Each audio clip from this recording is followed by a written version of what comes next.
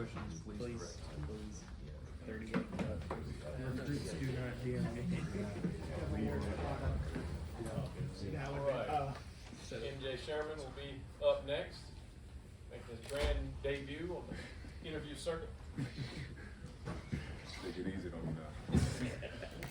MJ, you had a couple tackles on special teams on Saturday. Just how important is that role? You know, how seriously do you take that role playing on special teams? Oh, I take it very seriously. Honestly, it's like every day we try to fight for opportunity to show that we're capable of doing what we got to do on the field, honestly.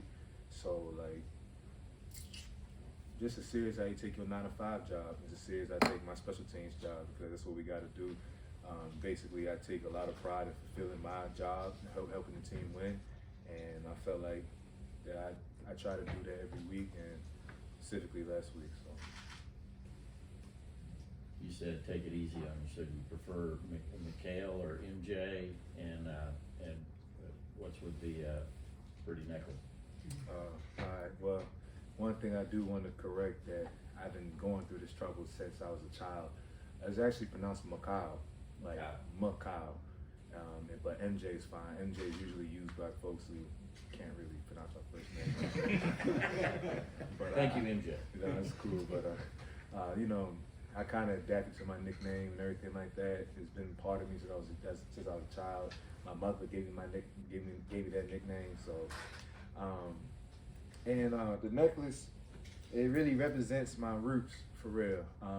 Yeah, I'll claim Baltimore to the day I die, but anybody who truly knows me, my family's from West Africa, Liberia, and some people ask me why I get so big. Well, I be eating rice and chicken since I was young. You feel me? So just carbs and proteins forever. You know what I mean? So like basically, I can't forget about my roots, and plus, this is one of the first true gifts my daddy gave to me. And you know what I mean? Not a lot of people get to, you know, reestablish their relationship with their dad. And me and my dad, we hold strong to this day. And so I wear this to remind me of him, and that, yeah, I'm a seed. What's your father and mother's name? My father's name is Barney Sherman. He's currently the senator of Liberia right now. And my mother is Susie Sharp, who she works with, she's a nurse back home in Maryland. Thank you. You said your dad was a senator in Liberia? Yeah, so my daddy, he did a lot of things when he was young, a lot of academic achievements. He went to Harvard or whatnot, but he was a lawyer for some time, but now he's a senator of Liberia. He's really doing what he got to do to change the political atmosphere in Liberia and in Africa, to make them to a more, make them a better country and everything like that. But I can't really get into political stuff. It's the reason why I'm playing football. What were some of the main lessons that you've taken from him, and is it hard not being able to really see him in person? Main lessons for real that I took from him was basically like, go back to one of our core traits that we have right now is basically resiliency. You know, imagine there was a civil war that broke out in Liberia, if you've not known. There was a civil war that broke out which forced a lot of immigrants to America. And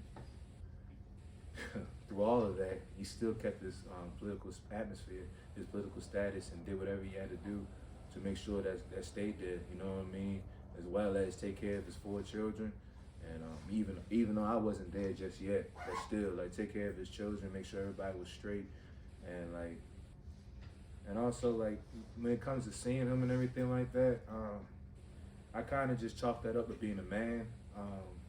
I don't need a lot of personal time or stuff like that to establish a relationship.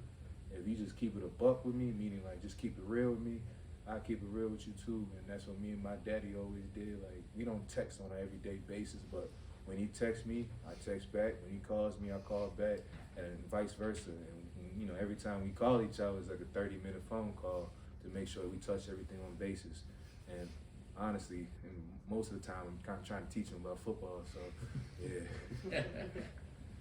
MJ, this may sound like a weird question, but maybe I'm dating myself a little bit too, but in the time you've been in Georgia, have you ever met Rennie Kerwin, who was from Liberia as well? Yeah, honestly, me and him, we touched connections throughout high school. I think he followed me one time, and I did peep that he was from Liberia as well, but I haven't gotten into a conversation about that for real. But honestly, it'll be really good, you know what I mean. But it did kind of open up my eyes and say, hey, I'm not the only one here. Even when it came to the Zero Jalari, you know what I mean. Like me and him, we kind of popped it off right there, just having that common ground. So yeah. You talked about teaching your dad about football. What's been the hardest thing for him to understand? And then kind of a second question, you mentioned the necklace. How long have you had it, and just what does it mean to you? So when it comes to teaching him about football, like I did the best I can do. I'm pretty sure I knocked out all the core stuff in high school. You know what I mean? Because that's when I feel like high school is a little bit more complicated than college. Because high school you're dealing with like recruiting and games and stuff like that. And I didn't really go to a regular district high school. I went to a private high school out in DC where I was traveling an hour plus just to go there. And just telling him like, what am I sacrificing for? You know what I mean? Like, what am I doing all day not being an average high school kid? What am I doing this for? And I just broke it down to him like that. And like as he watched the games, as he paid more attention, as he saw my success on the field, it started to come a little bit more easier to see what happens. And plus, my sister and my brother-in-law and my mother, they do their job. When he asks a question, they make sure they answer it. But he like, oh, okay. And I had this necklace since, if I could fairly remember, my sophomore year of high school birthday. So I turned 16, 17 around that area. As I said, like it means a lot to me. I asked my dad specifically, like, I said, it's a funny story. I said, I want a crucifix chain, a chain with the cross and Jesus on it, because I was like, this is the style and everything. And this was the chain that he gave me. When I first got it, I was like, come on, man, that's not what I asked for. But I actually, more and more, I started to see the uniqueness in it. Not everybody has this chain. This chain is not easily recreatable. And it just also, when I said it brings me back to me and my roots and let me know where I really came from. As I said, I'll always claim Baltimore, but I forever will claim Africa as well. Being from Baltimore and obviously having roots in Liberia, how do you stay motivated far away from home, and how does your family play into that? Basically, you kind of come back and you reminisce a little bit, like how far you came. You know what I mean? I have an amazing support system, so they kept me out of a lot of trouble they could keep me out of. But once again, I did what I had to do. But yeah, like when you really come from and everything like that, and I call my sister probably like a good 4 out of the 7 days of the week. You know what I mean? If I don't call them that week, they worry, because that's my usual thing. I can just chat about how practice was, how my school day was, or just what's going on with my weekend, what I'm doing that weekend, anything like that. Like my relationship with my siblings and my brother-in-law is more like a friendship relationship. It's not somebody who comes with authority or anything like that, because I agree that we're past that stage. So when I come to my sisters, my brother-in-law, even my mother sometimes, it's more like, hey Mom, this is what I'm doing, and this is what I'm thinking, and this is how I'm living. Your opinions matter, so that's why I'm telling you this. Let me know if I'm moving wrong or am I living wrong, and et cetera, et cetera. So like motivation really just comes from what I play football for, is to try to create generational value and wealth for me and my family. So. You ever wear that chain on the field? Never. Yeah, it's against code. When it comes to UGA, I try to respect Coach Kirby Smart's rules. Kind of bringing back to football a little bit, you mentioned resiliency. How much has your family and all they've done for you sort of kept you grounded as you've worked your way in your career at UGA? You're taking on a bigger role at special teams than at outside linebacker. Honestly, I would be lying to you if I never felt, you know what I mean? But at the end of the day, life is a part about staying down. You feel me? One thing about prayer, and it always works, is that if you call for God, He will do one side of the prayer. One side of the prayer, you gotta do the other side. If He's gonna work His magic, you gotta do yours. You feel me? So I pray to Him. My mother would do most of the praying for real, because she's a very prayerful woman. But I pray to Him. I tell Him and ask Him what I want in life, and I just gotta go out there and do it. You know what I mean? So basically, my simple analogy is that God would place a door in front of you. It's your job to twist the knob and open it, and that's what I've been trying to do. Going back to St. John's in high school, what was it like playing for Coach? Is it Casamento? Yeah. And what did he teach? What did he teach you? And did he help you kind of fall in love with the game of football? I've been loving football before I got to high school, but I will say that he just taught me how to be a man. And like when I mean how to be a man, I really mean like how to be an actual functional student athlete, because this stuff ain't easy. You feel me? A lot of players will tell you that, but just how to actually from a long day of school to come out and practice your butt off and actually do what you got to do best and do what you love, and actually cancel out outside distractions, because when it comes to high school, those outside distractions be offers or rankings or what people are talking about you on Twitter and stuff like that. You really taught us, like, if you just play the game like you supposed to, play the game how you do it, all that will come. You don't gotta worry about none of that. Just be where your feet at. So. How much did you grow last year as a reserve on one of the most dominant defenses in college football? I say I grew a lot, for real. More so in a sense where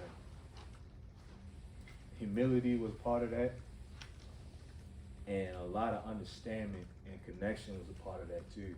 You know, Coach Smart, he preaches that best about connection and everything like that, how we gotta stay connected, and that's one of the things that really helped me stay grounded and humble without the process of being a reserve, because all them boys, all the 11, the front 7 and all the 11 that's on that defense, they weren't for none. They were actually some talented folks out in that field that was in front of me. So what does it matter for me to throw my hands up and complain and kick rocks on the ground, instead of just appreciating where I'm at and understanding how to learn from those guys in front of me? Got time for 2 more? Going back to your roots, 2-part question. You being from Maryland, I was going to ask about your relationship with Pop. And then I follow Coach Deriba on Instagram, and I see he has a Nigerian flag in there. And you said you were proud of your African roots, and I was wondering if y'all share something like that in your relationship with your position coach. Me and Coach Uribe, that kind of solidified our relationship when I first found out about that one. Just hearing his last name, I was like, okay, yeah, he's one of us.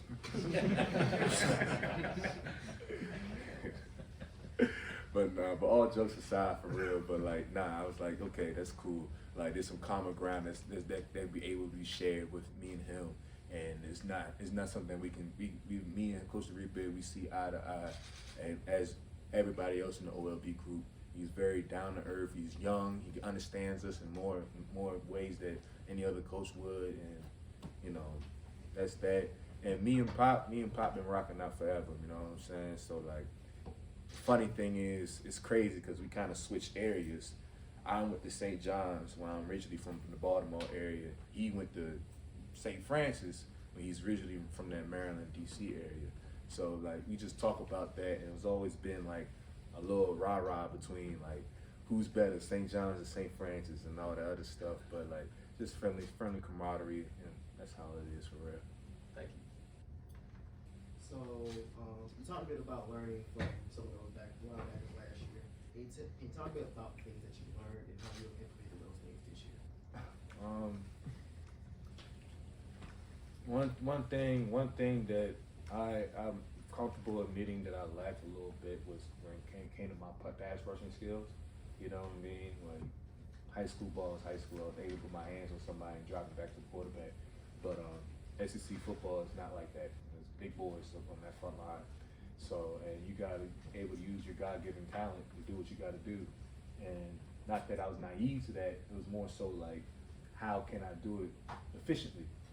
So like, guys like who's still here right now, Nolan, you know, Adam, everybody else like that, you know what I'm saying? Like, just talking to those guys, and like even Robert Beal and stuff like that, just talking to those guys and be like, hey man, how did you do this?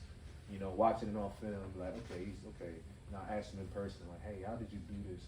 Or I used to do this real childish stuff. I don't want to call it childish, but it was like, it brought the freshman out of me. As soon as I done the rep, I'll run over to them like, hey, how was that? Did I do it good? You saw what I did? And, you know what I mean? But it was more so in the fact, like, I'm a big emphasis of I have a big emphasis on doing something right.